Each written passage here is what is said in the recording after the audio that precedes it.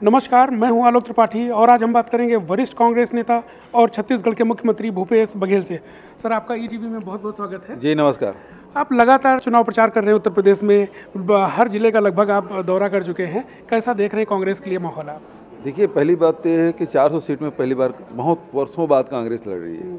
दूसरी बात है, प्रियंका जी का एक चेहरा है जो लगातार अन्याय अत्याचार के खिलाफ लड़ती हुई संघर्ष करती हुई दिखाई देती है, तो संघर्ष का प्रतीक बन चुकी है।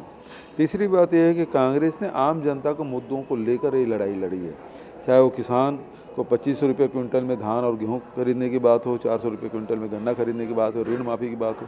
वही युवाओं के लिए भी उन्होंने कहा कि भर्ती विधान करके ये बताया कि 20 लाख लोगों को कैसे हम सरकारी नौकरी देंगे।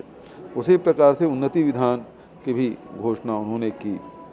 महिलाओं के लिए कहा कि लड़की हूँ लड़ सकती हूँ, तो एक सभी वर्गों को छूने की कोशिश की गई है और मैं समझता हूँ कि आम जनता में इसका ज़बरदस्त रिस्पांस गया, क्योंकि उत्तर प्रदेश में देखने जाति धर्म की बहुत राजनीति हो चुकी है, लोग परेशान हो चुके हैं, उससे कुछ मिलता उलता नहीं है।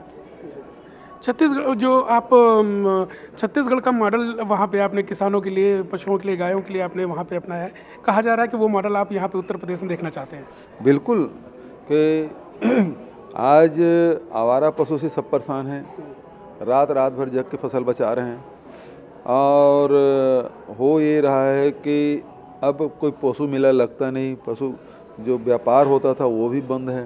तो सारे जो जानवर हैं वो खुले में आ गए हैं, जो अनुत्पादक जानवर हैं उसको खुले में छोड़ रहे हैं और ये समस्या पूरे देश में बन पड़ी है। हमने छत्तीसगढ़ में किया कि जितने भी अनुत्पादक जानवर हैं वो भी गोबर देती है, तो गोबर खरीदने का काम हमने किया। 2 रुपये किलो में गोबर खरीदा, अभी तक के 63 लाख क्विंटल गोबर खरीद लिया है और 2 रुपये किलो में खरीदा, मतलब 126 करोड़ उनके खाते में गया। उसके साथ साथ उस गोबर का केवल हमने कोई डंप नहीं किया, उसका वर्मी कंपोस्ट बनाया, उसका दिया बनाया, गमला बनाया। अब तो बिजली भी उत्पादन करेंगे, पेंट भी बना रहे हैं, तो उससे लोगों को रोजगार भी मिला। जो भूमिहीन लोग भी हैं वो भी पैसा कमा रहे हैं, 3000 से लेकर 30,000 रुपये महीने तक के कमा रहे हैं, तो आय का जरिया भी बना और स्वच्छता भी हुआ। दूसरा, फसल भी बच रही है, खाद बन रहे हैं उसमें। आज भारत सरकार तो डीएपी उपलब्ध नहीं करा पा रही है, तो डीएपी सब्स्टिट्यूट के रूप में सामने आ रहा है, वर्मी कंपोस्ट आ रहा है। तो इससे एक काम करके हमने कई लक्ष्य को हासिल किया है। उत्तर प्रदेश में आपने देखा होगा कि जो असल मसले हैं उनको छोड़कर, जैसे विकास की बात नहीं होती है और मुद्दों पे यहाँ पे चर्चा होती है, तो इसको लेकर क्या आपका मत है? इसका मतलब ये है कि राजनीतिक दल के वैचारिक दिवालियापन का निशानी है। 5 साल में आपने किसानों को क्या दिया, व्यापारियों को क्या दिया, नौजवानों को क्या दिया, दलित को क्या दिया, ये बता नहीं पा रहे हैं। आपके पास कोई उपलब्धि नहीं है।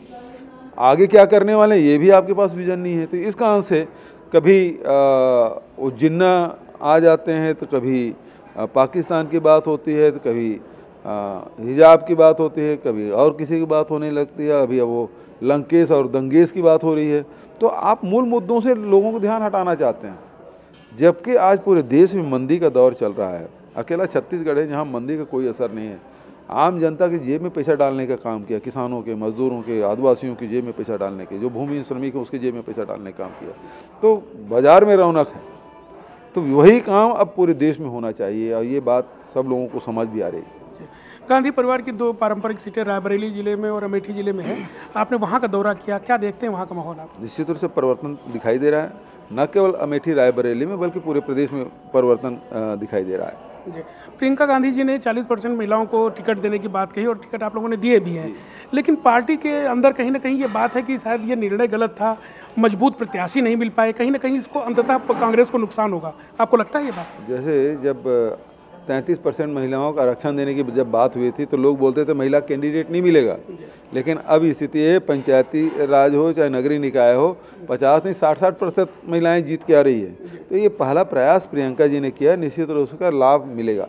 जी सर, आप कांग्रेस का ऑब्जर्वर हैं, लगातार आप यहाँ पे निगाह रख रहे हैं।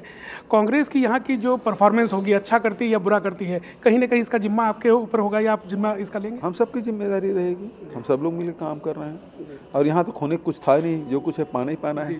सर, एक आखिरी सवाल, आपका क्या अनुमान है कांग्रेस कितनी सीटें यहाँ पे उत्तर प्रदेश में जीत लेगी? बहुत अच्छे रिजल्ट आएंगे और चौंकाने वाले रिजल्ट आएंगे। सर बहुत बहुत धन्यवाद हमसे बात करने के लिए। जी, ये थे भूपेश बघेल जी जो बता रहे थे कि कांग्रेस पार्टी उत्तर प्रदेश में किस तरह से चुनाव लड़ रही है। कैमरामैन विजय के साथ मैं आलोक त्रिपाठी, ETV भारत, लखनऊ।